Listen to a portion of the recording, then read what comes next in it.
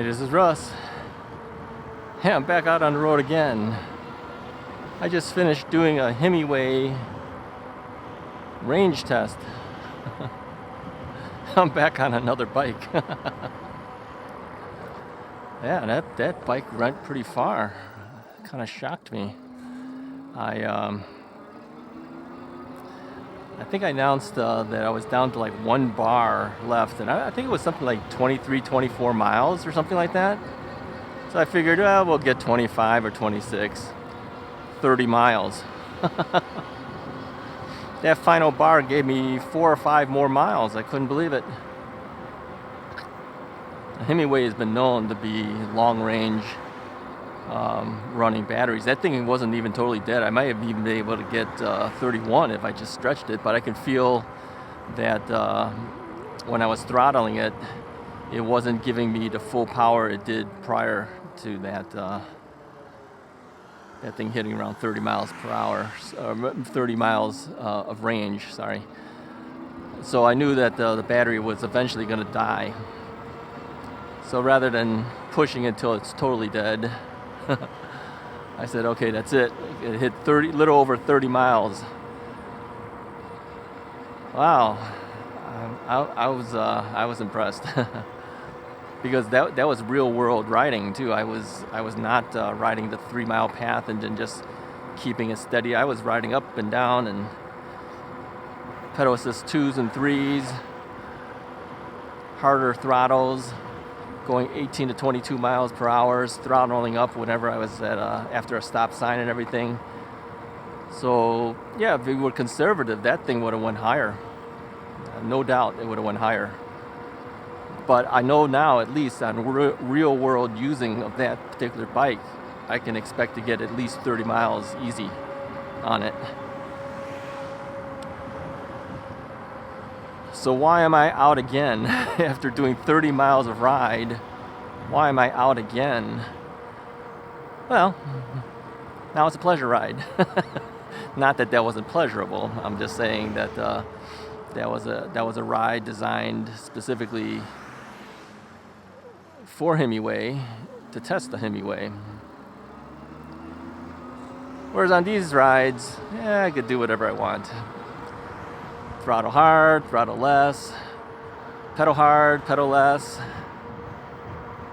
go wherever I want to go, do whatever I want to do. So yeah, I look at these rides as rides that are just for fun. Has nothing to do with anything that has to do with any type of business. Do whatever I want to do.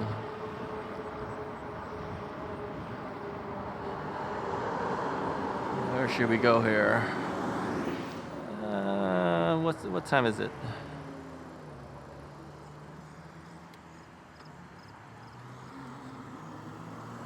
All right, let's go forward. Let's go forward.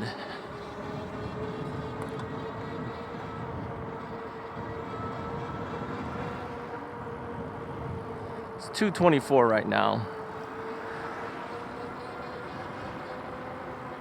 And the weather is pretty decent, actually. It's over 70 degrees right now, so it's my ideal riding temperatures.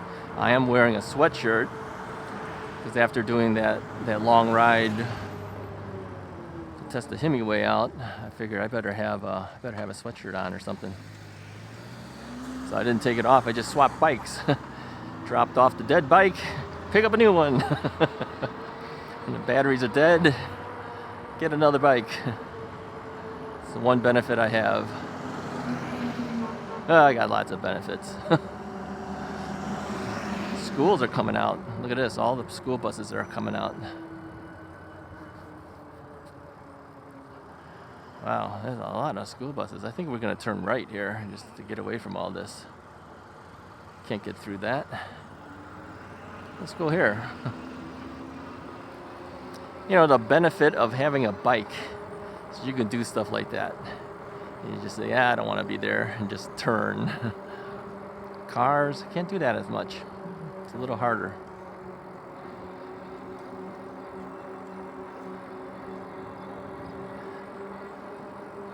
So this morning, before I took the Hemiway out for its range test, I was looking at the comments, as I usually do, and everyone was commenting on what was today's video about? Oh yeah, I went to the western suburbs. Everyone was commenting about that, and yeah, overall it was good comments today.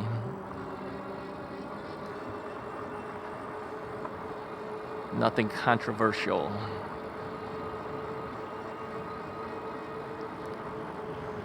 It's always a good thing, right? You don't want the controversial stuff, do you?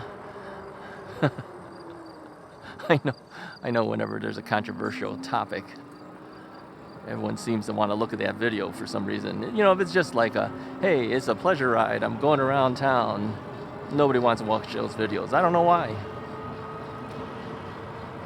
Yeah, I know why. Don't want to admit why.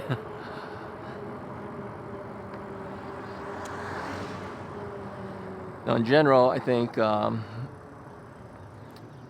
most of the rides I do are just for fun. I mean, when I bought the bike, my first bike, the whole reason was just fix my knees up by pedaling and then ride around for fun. That's all it was. It was just for fun.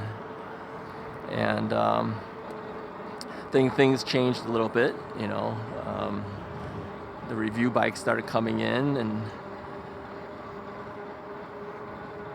that kind of sidetracks you a little bit from just riding for fun. Not that the reviews are not fun, but there's a business purpose behind that, right? You gotta make sure things are done right, and you cover certain things. Whereas fun rides, you just ride and talk. That's to me the fun part of bike riding. If I didn't have you guys to talk to, I really would be bored. Quite frankly, I would be. I was doing the Hemiway range test.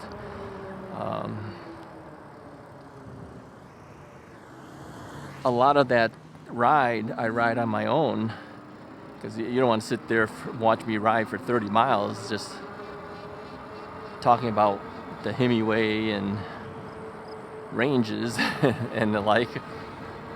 So I turn it off and then I just ride. That's the time when I start pedaling, and then I'm usually tired out by that time. By the time I turn the cameras back on, I'm back to throttling again, because I've been pedaling for a while. I'm just too tired to continue to pedal.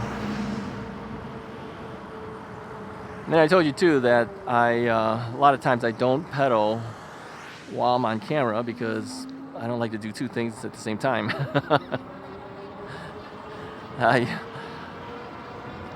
If I'm going to places that I'm not familiar with, like the western suburbs, that ride, I wasn't familiar with anything. I don't know where I am or anything. So, trying to memorize street names or turns or landmarks so that you can get back after riding to someplace you don't know. It's just like one more thing to think about is the pedaling as well of it. So I don't really want to pedal sometimes when I'm recording. Some people would say filming. We don't use film anymore, so technically you're not filming, you're recording. That was a little pet peeve I had when I was teaching photography. People would say, "Oh, I want to use my camera and videotape some stuff." Well, your camera's not videotaping anymore. It's recording. I had to tell my students that. When was the last time you used the videotape? When was the last time you pulled out that VHS recorder? So, yeah, it's different technologies. Got to use new terminology. So even for YouTube, most of us don't videotape ourselves. We don't really film ourselves. We record ourselves with digital equipment today. I mean, think about your old 8mm high 8 camcorders. Remember those things? So yeah, I gave the head nod to the police assistant.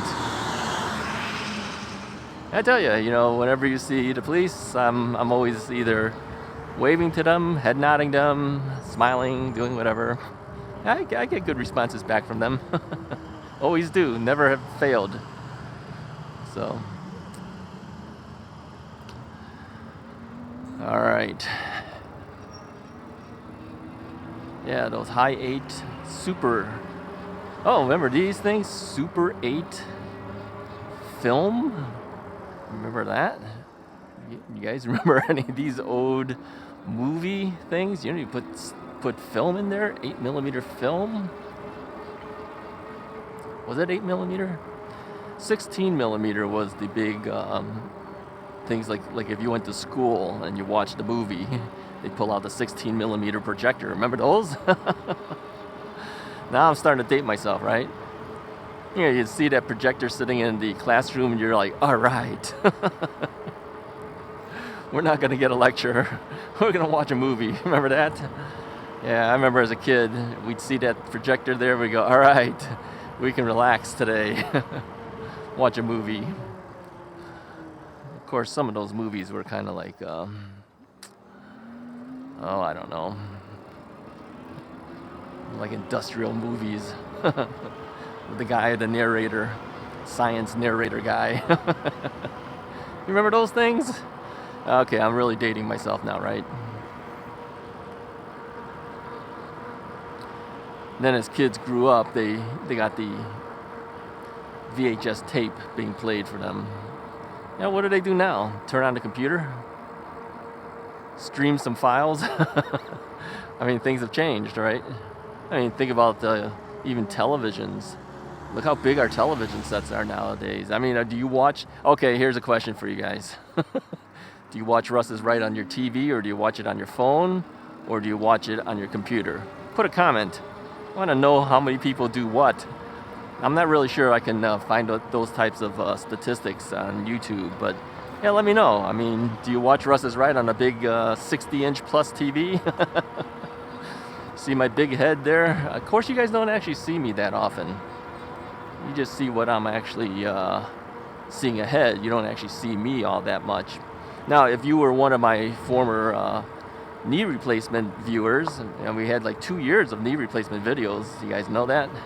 Yeah, Russ is Right started out as a knee replacement channel. You'd see me all the time.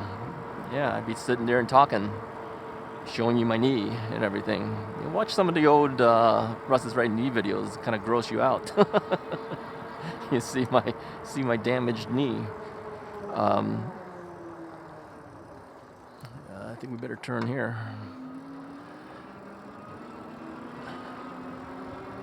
So yeah. Do you watch Russ is Right on the big screen, or do you watch me on your cell phone? I know a number of you guys actually watch. Okay, you don't really watch. You listen to me while you're riding your bikes, which means you're streaming it on your cell phone, right?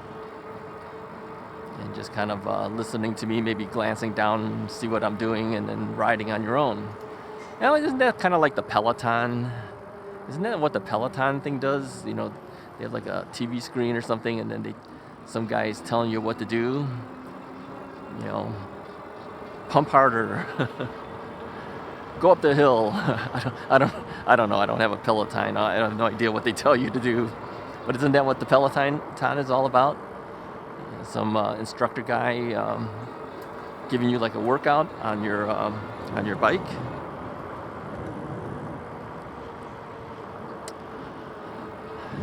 Did I bring my water bottle? Yeah, I did bring my water bottle. I'm getting kind of thirsty. Riding so much, and then now I'm riding and talking again. And let me grab a drink. I gotta stop somewhere here. Oh, this is not a good spot to stop. This is a major street. Let's not do that. Well, it's not a major street, but there's cars. Let me get off on a side street somewhere, grab a bottle of water here. Let's go over here. I don't think I've ever come down this street. All right. Bottle of water.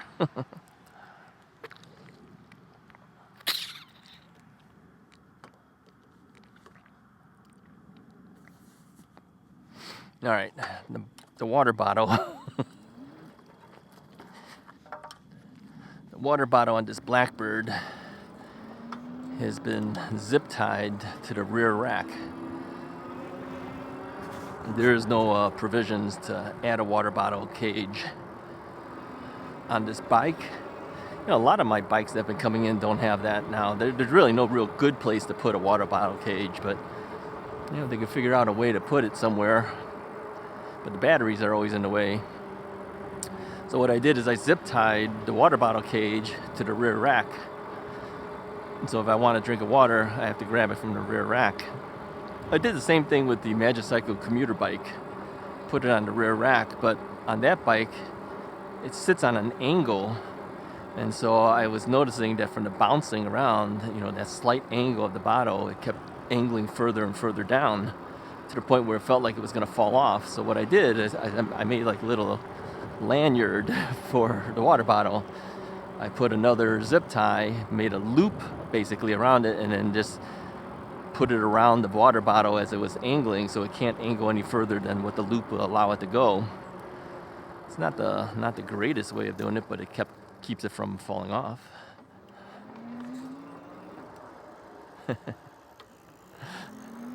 That would have been fun. The car to the left told me to go forward, so I was going forward, and then a bike out of nowhere comes from this side across. We could have crashed the bikes together because the car told me to move forward. Good thing I saw him, so I hit the brakes. All right, I don't think I've ever come down this way. Maybe I have. Maybe I have at one time. Yeah, I'm sure I have. I'm sure. I've pretty much hit everything in this general area, I think, at this point.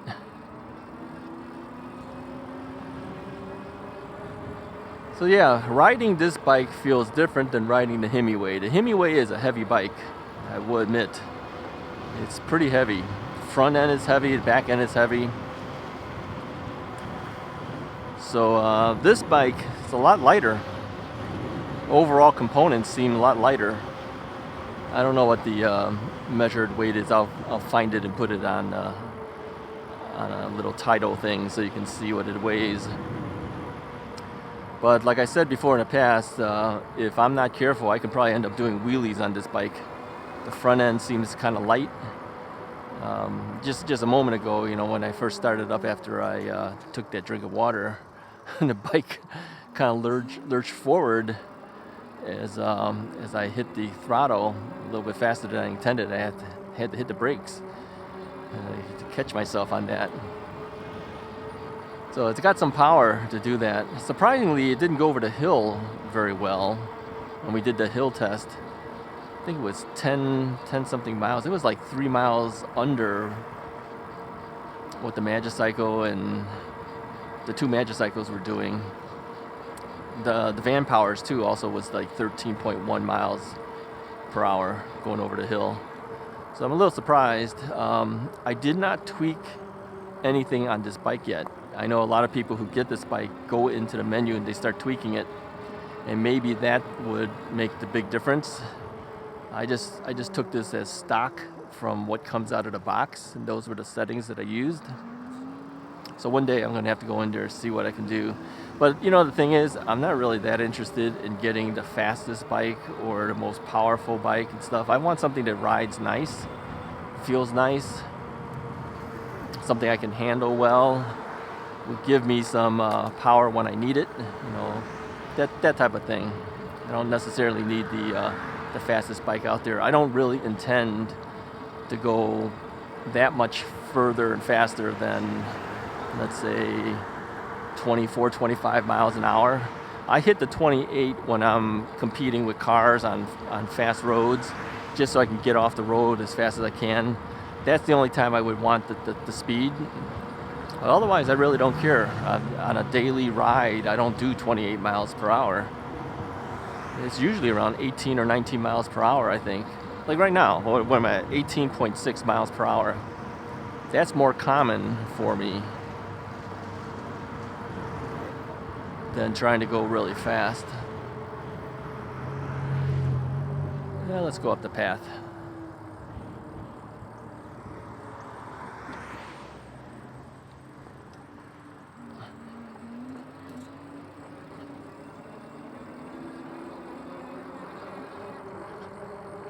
Now, let me tell you about wintertime. I think they do plow this path, but I don't think they plow like the 3-mile path that we usually take, that circular path. I don't think they do that. I've never been on there during the winter, so I don't know. But I think they actually plow this, because what they'll do is they'll put little stakes around here. I think that's for the snow plow to know where to plow, so that they know that they are on the path. Because once snow covers over this, you don't know where the path is. It'll just look like one big white blanket of snow, right? The fact that they stake it out tells me it's there for a reason. And I think it's because a lot of people walk this path to cut through, to go from place to place. So I think they actually plow this. I think the city actually plows this pathway. Now, of course, people who ride their bike or do whatever, they could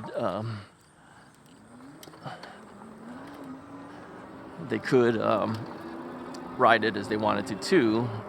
But I think the main reason is for people who walk it.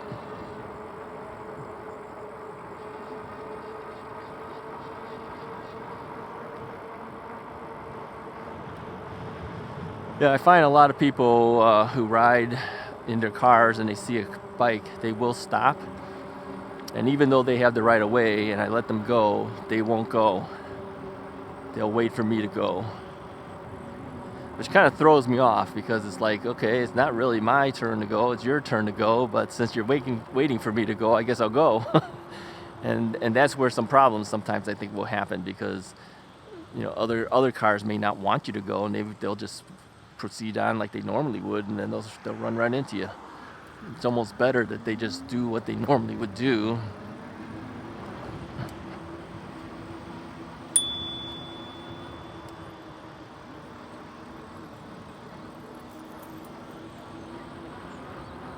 If they do what they normally should be doing, then I think everyone should be okay. Because really, if you think about it, the bike riders should be watching the rules of the road as well. So you should know when it's your turn to go and when it's not your turn to go.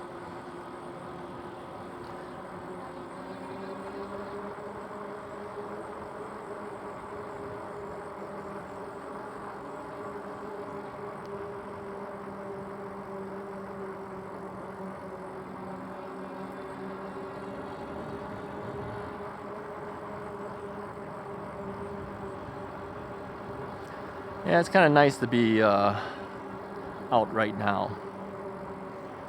It's not hot. It's not cold. Got a little bit of breeze. This is the best type of weather to be riding.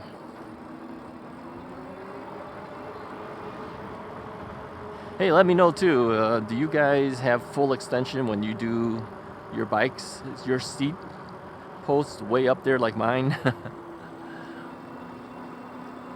Or do you prefer that when you're sitting down, that your feet can reach the ground when you stop?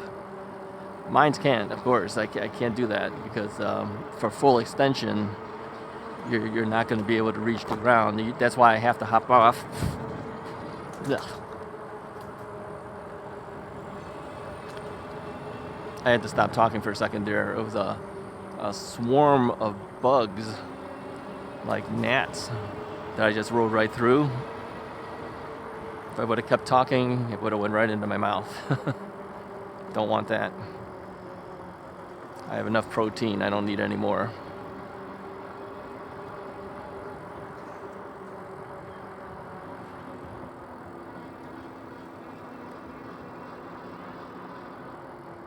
This is a running track here.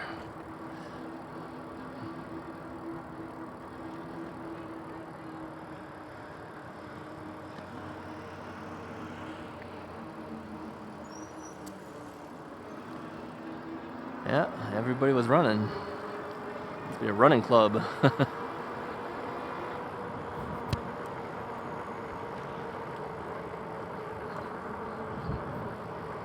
Here's more of them. Yeah, something's up.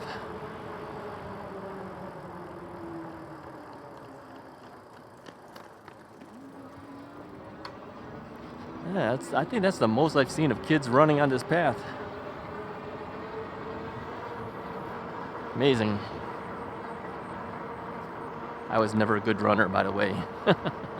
I would be the guy in the back of the entire pack.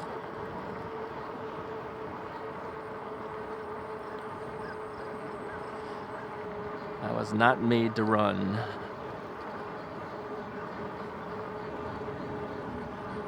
Alrighty. I just wanted to take the bike out one more time.